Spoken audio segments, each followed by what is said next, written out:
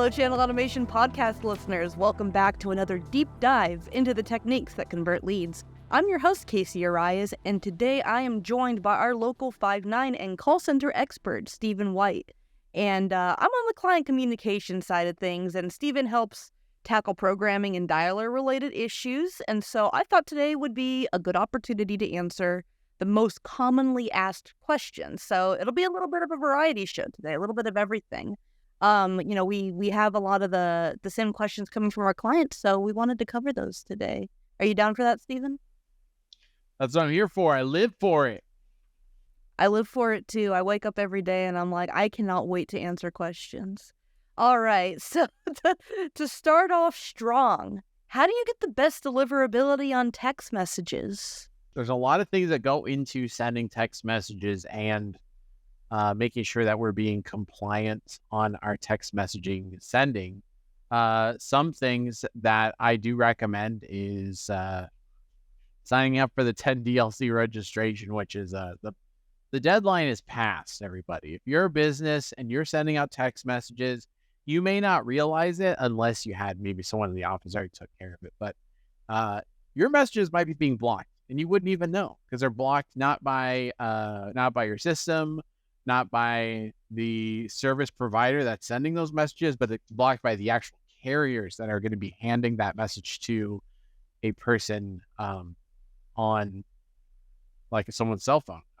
There's a lot of pieces that go in between to create this kind of like in between you and the customer endpoint. And that makes that's basically what we were talking about on a previous podcast with our computer programmer / business owner friend, you know.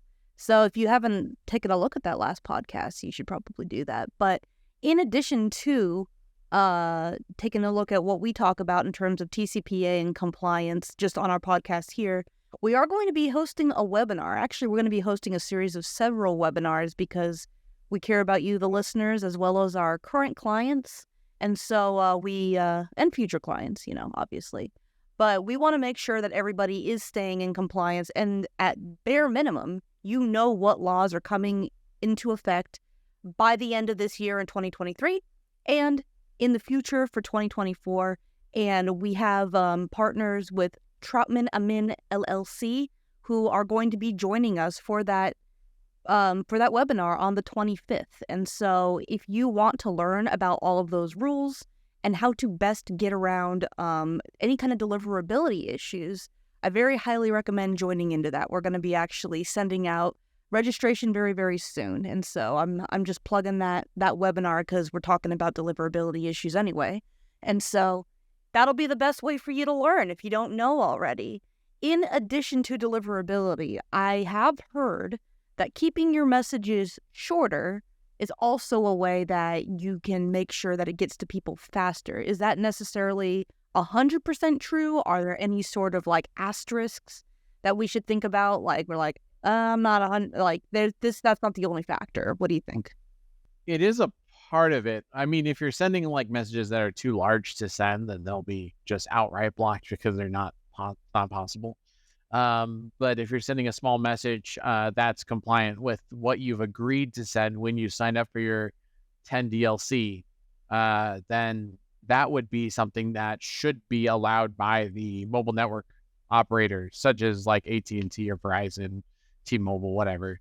They're looking for. So let me just I want to back up a little bit before we go into like the nuts and bolts of it. I just want to kind of lay at the land situation because I know we talked about Troutman, we talked about some of the other people that we're working with as partners to bring all this information to our customers and to people who are just interested. You know, I know that's like a lot of marketing people that follow us.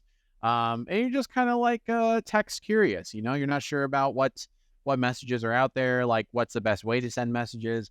Maybe someone in the office just uses like a cell phone, right?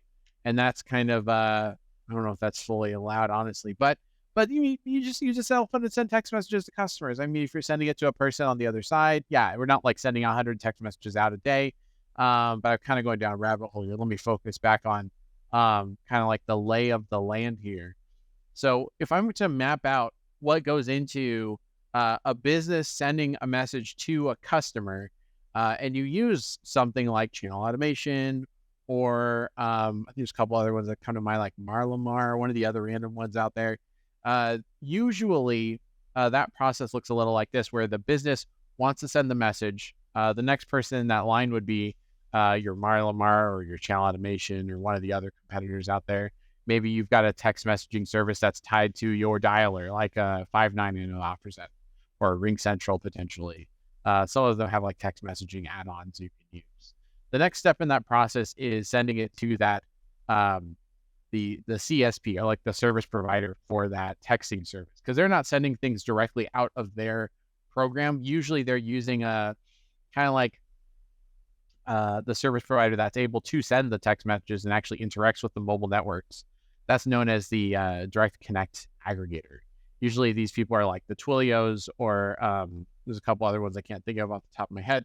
You'll never hear about them. In fact, most of the time, you're not going to hear about them. The next step on the chain, it's going to go down to the network operator, which is the like AT&T, T-Mobile, Verizon.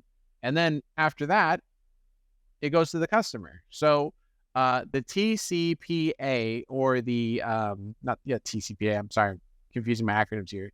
The 10 DLC, which is the 10-digit long code, just phone number, that process, which was like caused people to have a bit of a headache this last year. And I'm just gonna give us a brief summary. We'll go into more depth on all of this in our future webinars, I'm sure. That 10 DLC registration, it just means that you're trying to register your phone number so that it's a recognized part of your business. So if your business identifies that, like, let's say your company is ABC Windows, right? It's this number 555-3333. That's our 10-digit number. I've registered it with our EIN. Verizon understands that we send messages that say this and they say this. And once you've gone through that process, they understand that you're sending specific traffic to specific people that have opted in a specific way. And each one of those are probably probably spend 15, 20 minutes on each one of those just to give you a brief understanding of it. But to speed to the end of it, all of these things have to be in place so that you can have better deliverability. If you're doing part of, or one of, or none of those things, it's likely that your text messages are being blocked on one step in that process. So I have a question before you continue, because you've been saying like your messaging has been approved by the 10 DLC law.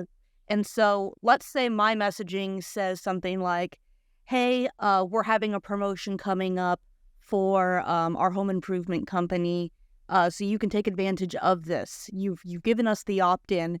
Now, maybe the next month we have a different promotion. Does that mean I have to go back and make sure that messaging is also approved, since I'm changing the wording of it? What does it mean by your messaging has been approved? Is it word for word, or is it like, oh yeah, I'm sending out marketing messaging, just sort of like a broad thing? So when you're registering for the 10 DLC, there's a couple different categories that you can register your number under. They range from things such as password. So let's say you're changing your password and they send you like a 4-digit code to verify that you're a legitimate person. Like, so that's one, they register that number, whichever company that is, be it like Facebook or whatever. They register that number for that purpose. My number is going to be sending out 6-digit login codes to the users. Please send my numbers to everybody that I send it to. Please send it. And then usually Verizon will go, I allow it. And they bless you, and then they send you on your way. And they go, oh, thank you, Verizon. Thank you for delivering my messages. Oh, you know so much. They go on their way. For us marketers, we can't be quite so specific because we have a lot of different messages we send. As long as we're giving them an accurate example of what messaging we would send and how that person would opt in specifically to those messages. And we're not straying too far from that original example. So for instance, let's say someone signs up for a promotion for like some kind of like phone case. Like, well, I have got this phone case company. They want phone cases. So I'm going to send this phone case message to them, and I'm going to offer them this promotion or this discount. And most of my messages are going to be regarding this phone case promotion we have going on. Please, Verizon, please allow us to send our messages. Now, if the next day you start sending messages about a completely separate thing, it may come down to the point where they take a look at this again and they say, well, you said you were going to send messages about phone case promotions, but now you're going to send messages about restaurants. Hold on a second. This is against your original agreement. I'm going to start blocking some of these now because you're kind of become a bad actor. Like you went with agreement for one thing. You did a bait and switch with me. Now you're a restaurant company. Nuh-uh, not going to happen. So you kind of have to be a little bit more in tune with, I originally agreed to this and I'm continuing to be consistent in my messaging with the original thing. So whether it be, phone cases, restaurants, bathrooms, kitchens, windows, whatever it is you had agreed to send out messages regarding, that should be what you're continuing to send messages as from the company, obviously, to reach out to people for their project or their future potential project. That makes sense. And so that definitely answers part of the reason, like, why aren't my messages being delivered or why aren't they sending? If you are on channel automation, I know a lot of our listeners are already customers of ours. What is the way to tell if your messages are not reaching the other side? Like, where can you go to take a look at that? Well, our platform does provide accurate reporting of all aspects of our messaging, be it deliverability or conversion statistics, successful messages, unsuccessful messages, and we tweak them as we go through the process of, programming and updating your flows on a weekly basis with all of our customers. But if you aren't using our service, I would probably say the best place to check if your campaign service provider would be to try to see if you can get maybe some reports from their Twilio, because usually Twilio does provide that directly, or whatever other direct connect aggregator, CSP, provider that provides that texting service.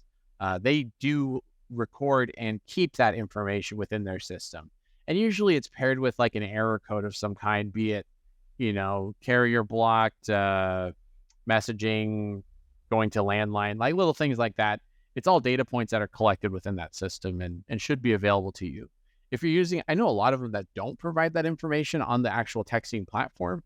I don't think Marlamar has anything like that. So, but I could be wrong. Maybe they've updated. It's been a while since I've used their platform. I was more asking, like, on our platform, where do you go? Like, if you're an administrator for the platform, there's like an error log section that kind of like lays everything out, right? Yeah. We lay everything out there for everyone to review. So yeah, we keep all the logs and errors, everything that's good or bad, everything is all available for an admin to go in and review and see like what the messaging rates are, how many of the messages are going through, how many are being responded to, everything else that we could potentially want to provide, or you may have questions about. It's all available on our platform. Yeah, and if you are trying to kind of, I know this is more of an audio podcast, and then you also get to look at our wonderful, beautiful faces, but if you are looking for like a step-by-step visual direction, you can always ask our accounts team and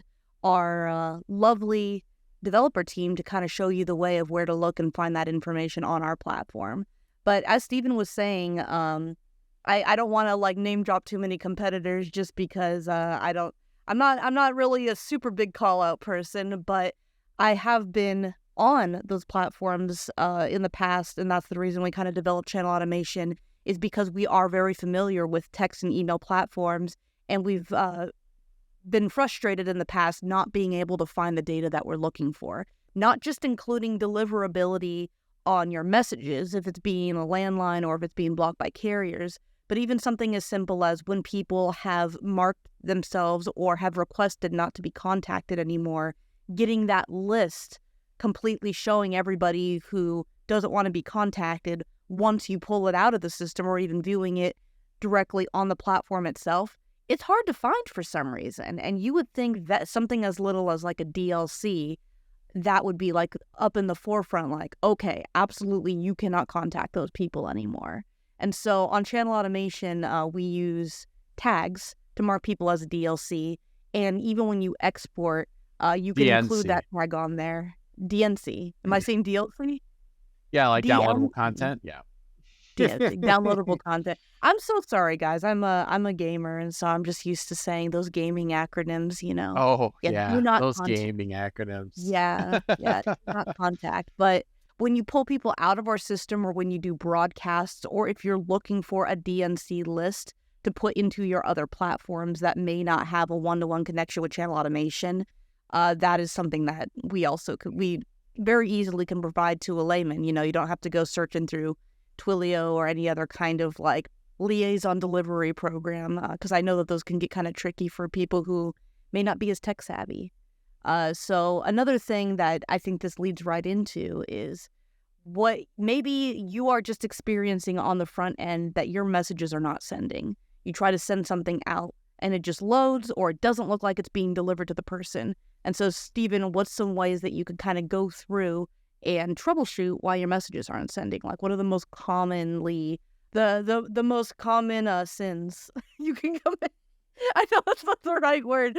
That makes it so your messages aren't getting delivered, or they aren't sending out. I guess common things you can test to find out if your messaging isn't being delivered. There's a lot you'd have to test. We're not talking about the deliverability in terms of getting past the carrier or the spam likely issues. I'm talking about you can tell that your message is not sending at all. That kind of an error. Oh, within channel automation? Yeah, you're a channel automation expert. Let's talk about that. Okay, well, I mean, I would probably take each one of those as like a very specific use case. I would have to dive into each one because there's like a number of different things that it could be. Without an example, I wouldn't be able to say specifically what the issue would be. I'm just talking about a couple of things that you can kind of check. If you're running into the issue, you're like, okay, first thing that I'm going to look at to make sure that this is set up correctly is this. I would make sure I'm logged in. And I would make sure my internet is on and my computer is working. I would check like those basic things. So it's difficult to say with like specifically what, like if a message isn't sending out of the thing, it might be that maybe you just got to close and reopen your browser. Like those are the kind of things I would do in that specific situation, which maybe not isn't the best answer what you're looking for, but that's kind of what I had in mind for. Well, I mean, that is part of it, though, is when you're troubleshooting, you may not want to jump to the most difficult solution first. At minimum, make sure that you've got a good connection. Make sure that you have the ability to send messages out. And this is sort of what I was trying to lead into is make sure that the people that you are sending the messages to are opted in. And make sure that their profiles are set up correctly. Sorry, I didn't pull that thread at all.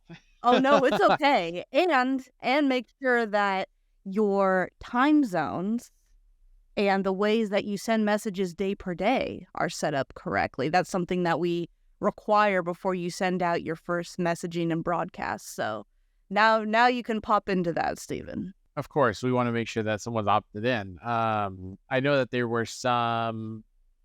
there was some specific issues we had where they were not opted in, and someone was wondering, what is best started sending? This person wasn't opted in, obviously. So we need to make sure we capture that compliance, which kind of ties into the other things we were saying. Compliance is so important wherever it's coming from in the process where you're gathering that lead, that they're opting in to your company to send messages to that person. If we're not capturing that if we're not capturing that compliancy or that information, we're not communicating the privacy policy to them, if we're not going through the terms and conditions at the beginning, if that's not easily available to that customer, those are things that they're looking for, they being the carriers, when they're reviewing everyone's submission to become 10 DLC compliant. They check to see to make sure, hey, is everybody have their privacy policy available? Does everyone have their terms and conditions available, like how to opt out, how to get support, message, like, communicating messaging and data rates on the website for that company has to be available there, or else when they go in to review your account to make sure that you can send messages, they may not find those things and then turn around and say, well, we can't, we're not going to okay this company. They didn't give out all of the description of text and the type of text, the frequency, all has to be clearly communicated on that company's website. which we do go through when we're setting up our program for our customers. So let's say that you are still in the process of doing your first messaging, sending out through channel automation, and you're like, oh, I have this person ready to go. I want to continue the conversation with them on text, maybe send them the date and time of their appointment. I'm going to click that little add button for a contact. I'm going to add a new contact into channel automation through the channel automation platform. So they're not form filling. We're just adding somebody else in. What do you need to do when you add somebody in order to make sure that they are going to be able to talk to you? As long as they've opted in some means, be that the verbal opt-in over, well, if they're going to verbally opt in over a phone call, they would need to have a second opt-in over text. Like the first message that we send out to that person should be an opt-in text message that says, hey, by the way, we're going to send messages to you, messaging and data rates apply. Please reply yes to receive text messages from us. Should be the first message that goes out to that person. After that, and they say yes, and they respond to you, then you can begin to send messages to that person saying whatever it is that you may want to say to that person. Oh, fantastic. So is that going to be weird? I know that some of our clients are like, oh, I was just talking to them on the phone and now I have to have them commit to getting a text message. When I talk to my doctor's office and they send me a text message to blah, blah, blah, they don't say messaging and data rates apply. Why are we doing that over here and not over there, Well, I would say to that the doctor's office would be non-compliant. So there's lots of there's lots of rules that, like right now with calls and with text messaging, we're kind of like in the wild west of text messaging. And I know that, and of course I want to preface everything I'm saying right now. None of this is legal advice. You should talk to your legal advisor for accurate rules and rates for your specific state, for your country, if one of our international clients, because we're relating to things that are all TCPA. Let's use the like our country's version of the name just eludes me right now. We're just talking about personal experience that we've gone through when we're trying to send messages out to people, but we are not a legal team. Well, I'm talking about specifically in the Telephone Consumer Protection Act and all of the follow-ups therein where rulings have been decided based on certain things in certain areas, and state rules that have been coming down the pipe for the past few years. Things have been moving and shifting. Rules have been updated and changed. There's a lot of things that are fluid. This doesn't seem to be like any solid definition. And I'm really excited to talk to our partners with the Troutman firm. He is doing such a great job working with like phone calls and working with people to be compliant and really following all of the changes that have been happening over the past few years here. It's interesting to listen to his podcast as well. So a quick shout out to them if you want to hear something as far as like maybe a more specific phone call related advice. He's the one to go to. For us, we are mainly focused on the text messaging and remaining compliant, so our deliverability is high on those text messages. Oh no, it's good. And you're absolutely right. This we're just giving you essentially the very tip of the iceberg, but if you want more details, absolutely you should be consulting people who do it 100% and they're plugged in to the newest laws.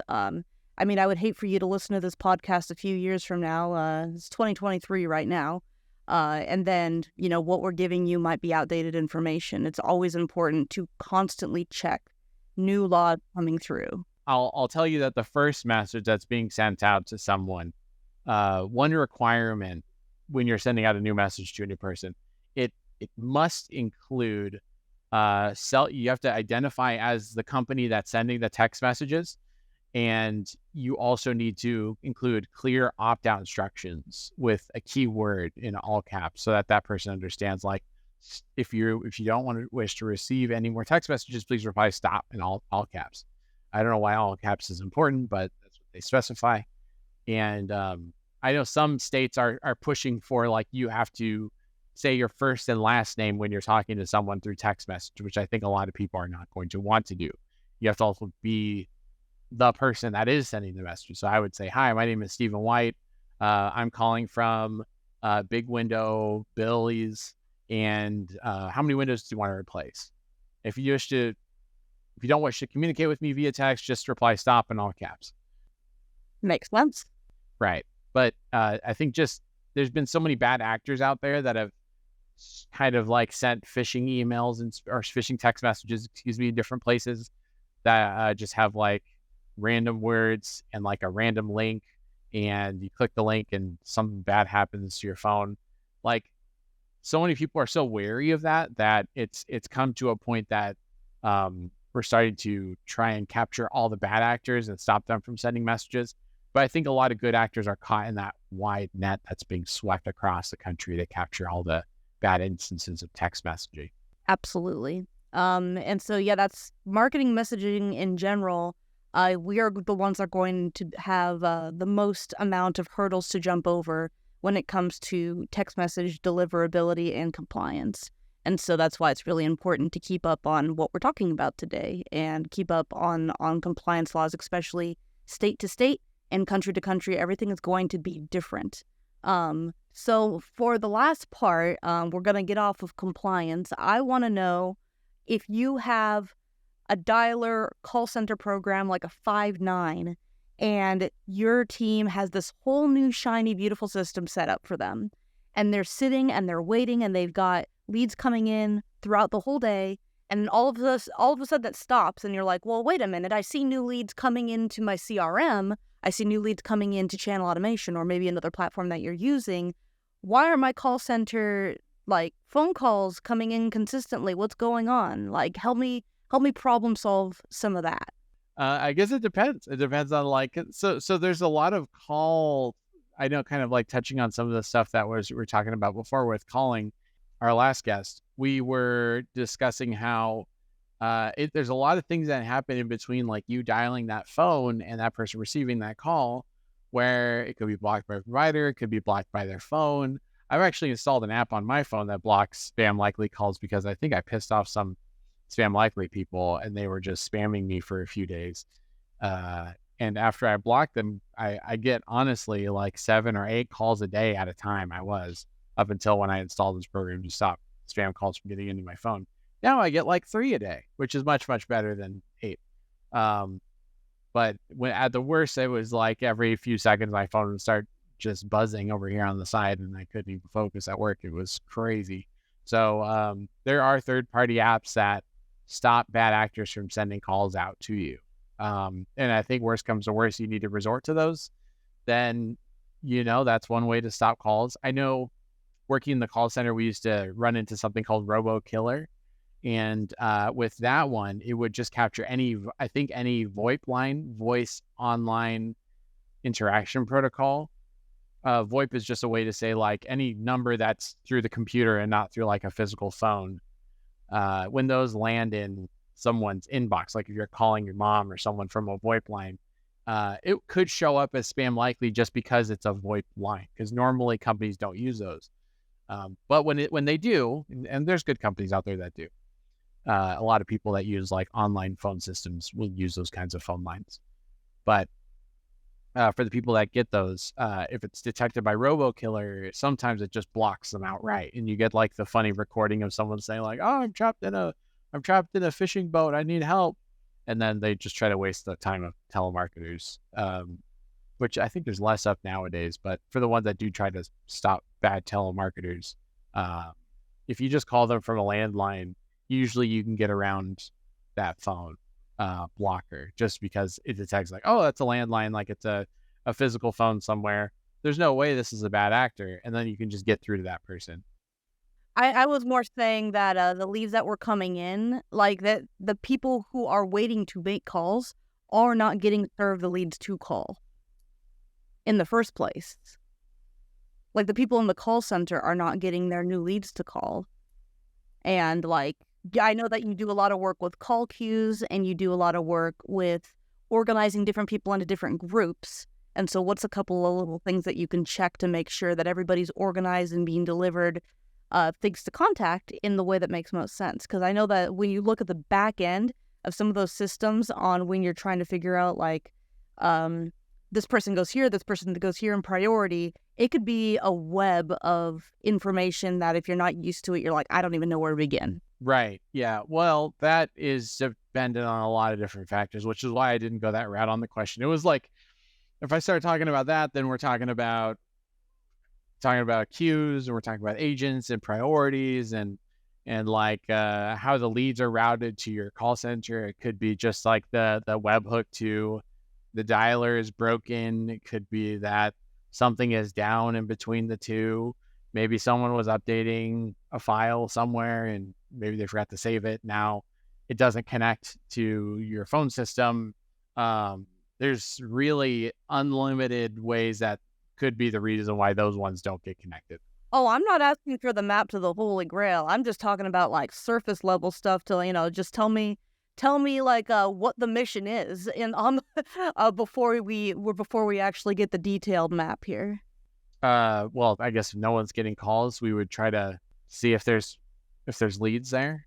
If there's leads there, then I would say make sure that they're going to the dialer. If they're going to the dialer, then I would try to make sure that the dialer is working as intended. If the dialer isn't working as intended, then I'd try to see if I got my agents in the right queues. If I got the agents in the right queues, then I'd have to check and see if they're on ready to receive the calls. If they're on ready to receive the calls and everything else is in place, I'd have to check the list to make sure that the lead list is accurate and it's being updated at a specific time. And then there's just like all kinds of things that could go wrong it depends on the system. I'm describing like one or two different ones.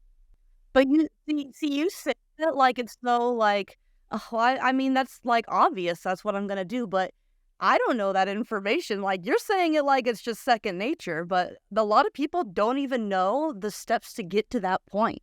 And so that's valuable information to even figure out in the first place. I think a lot of people probably are more like, I just want to get more calls on the phones and my agents are I hear some quiet in the other room and my agents aren't making phone calls. Like something's going on over there.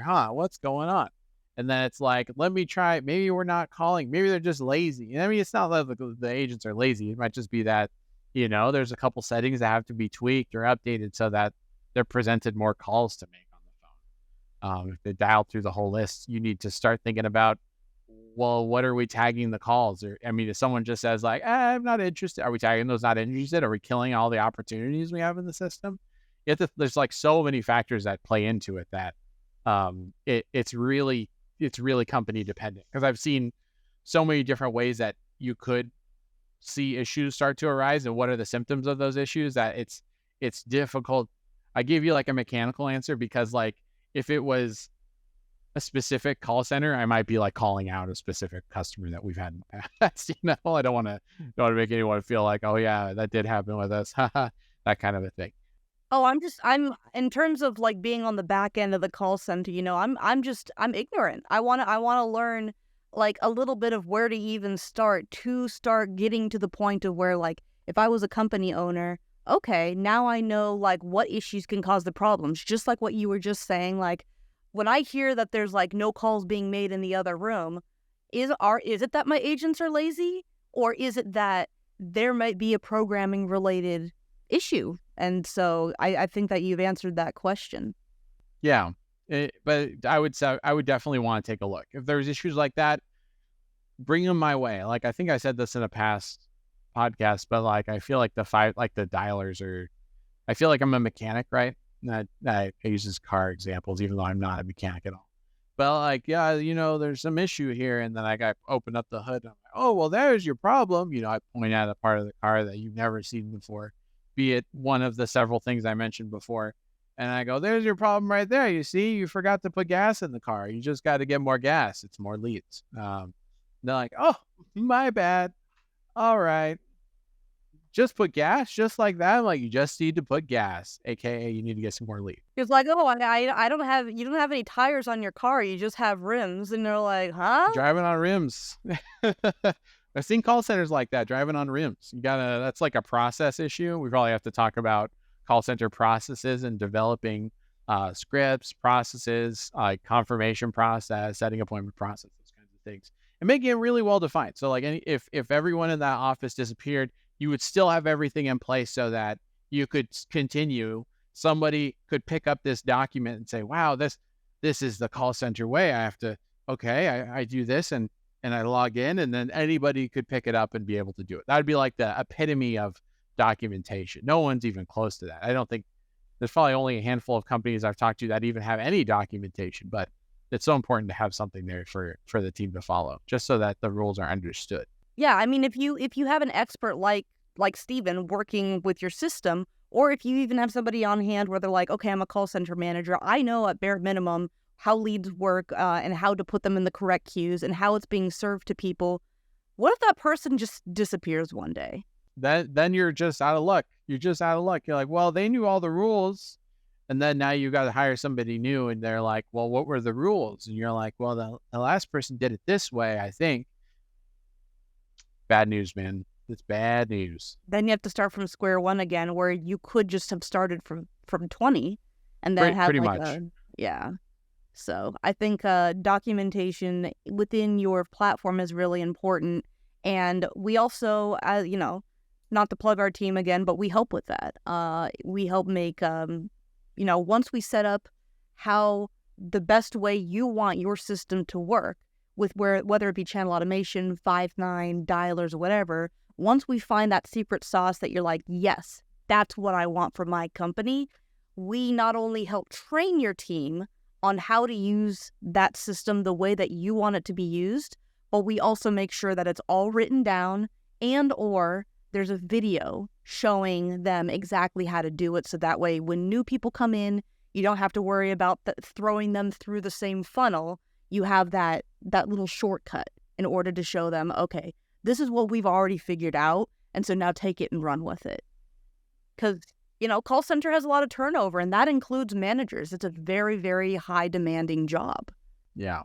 I think it calls to a certain kind of people. And if you don't find that fulfilling in some way, then, you're not long for that role. I couldn't do it, but I would, not if I had should. If I had a roadmap, at least that's a place to start. All right. Steven, thank you very much for your time today. Always appreciate having you on, even though I know that I kind of strong-arm you come on sometimes, but I love talking to you and learning new things. Oh, happy to be here. Thanks for having me, Casey. So that's going to be it for us today. Again, if you want to learn more about TCPA, compliance, call center related issues, always you can hit us up. And so if you're not a current client with us and you don't have a way to come in and ask us questions straight away, you can always email us at channelautomation.com, which would be hello@channelautomation.com. That's our email that gets directly to us. You can go to our website and you can also fill out a form if you want to talk to some of the experts on our team. And you should attend our webinars and listen to our podcast. In fact, subscribe and like it. And all of that, normal outro, right? So consider subscribing to continue getting tips, marketing, and call centers. And as always, keep your lead conversion high.